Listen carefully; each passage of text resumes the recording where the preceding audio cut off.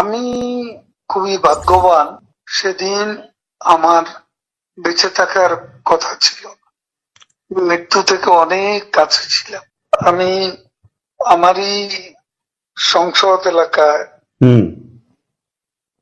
আমার নিজের বাসাকে এড়িয়ে পার্শ্ববর্তী আর একটা বাসায় আশ্রয় নিয়েছিলাম। বেশ। তখন চার দিক থেকে মিছিল আসছিল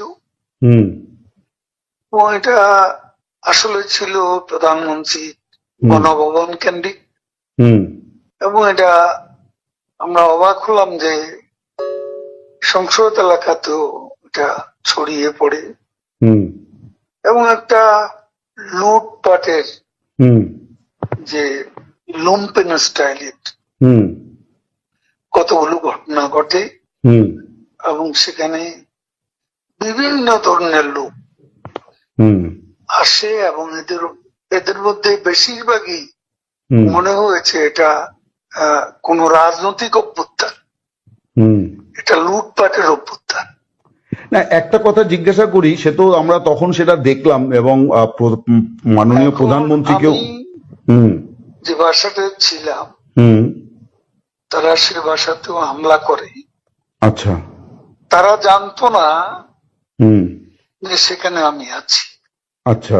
আমার বাসা তারা লুটপাট করেছে, কিন্তু যে বাসায় আমি গিয়ে আশ্রয় নিলাম সেখানে তারা হামলা করবে এটা আমি ভাবতাম, কিন্তু সেখানেও দেখলাম যে অনেক লোকজন ঢুকে পড়ে এবং তারা ভাঙচুর লুটপাট করতে থাকে।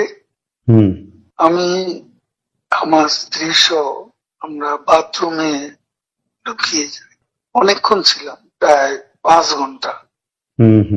তারপর একটা পর্যায়ে এরা তো ওই বাথরুমের ভিতর সেখানেও কমোড, বেসিন এগুলো তো লুটপাট করেছে সব জায়গায়। সেগুলোর লোভে প্রথমত তাদেরকে আমার ওয়াইফ সেই বাথরুমের মুখে দাঁড়িয়ে বারবার বলছিল যে আমি অসুস্থ,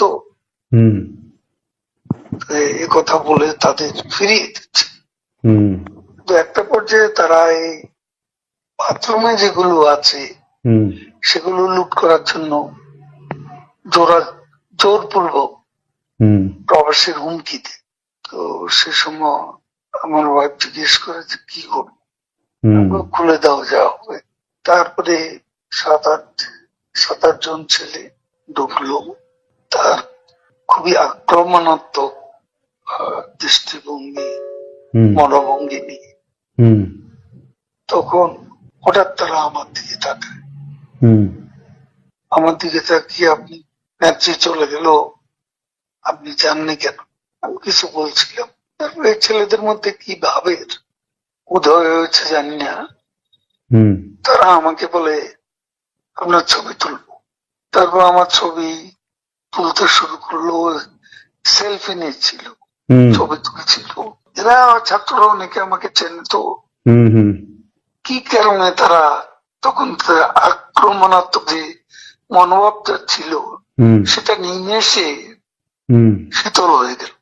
তারা ঠান্ডা মাজাজে তখন কথা বলছিল। আচ্ছা। এদের মধ্যে আবার এক পর্যায়ে একটা গ্রুপ তারা চেয়েছিল আমাকে রাস্তায় সেনাবাহিনী হাতে তুলে দিতে, কেউ কেউ আবার এটাও চেয়েছিল যে জনতার হাতে তুলে দিতে। এটা অবশ্যই তখন একটা মানসিক ভাবে ভেতরে ভেঙে পড়েছিলাম। এরপর এরা এদের একটা শার্ট, এদের ওই ব্যাজ, লাল পতাকা শোভিত ব্যাজ লাগিয়ে আবার কালো একটা মুখে একটা মাস্ক দিয়ে আমাকে হাঁটতে হাঁটতে সংসদ এলাকা থেকে বড় রাস্তা, গণভবন অভিমুখী রাস্তা, ওখানে নিয়ে যায়। ওখানে নিয়ে হঠাৎ করে কোত্থেকে একটা ট্যাক্সি আসে, হুম একটা ইজি বাইক, হুম সেটা খালি ছিল, হুম ওখানে কোনো গাড়ি ঘোড়া কিছু ছিল না। হুম ওটা হঠাৎ করে কেন যেন এসে পড়ল, হুম হয়তো আমার ভাগ্য। এরা দুজনে আমাকে নিয়ে, আমার ওয়াইফকে নিয়ে ওটাতে উঠলো আর বলতে লাগলো, ওতে তো অসংখ্য মানুষ, হুম চেক আপ সব জায়গায়।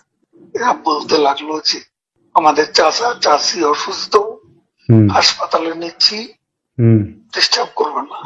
হুম এই করে করে নিয়ে গেল একটা অনেক দূরে একটা জায়গা। তো এটা হলো, ভাবতেও পারেনি ওরা যখন বাথরুমে ঢুকলো যে বেঁচে হুম থাকবে।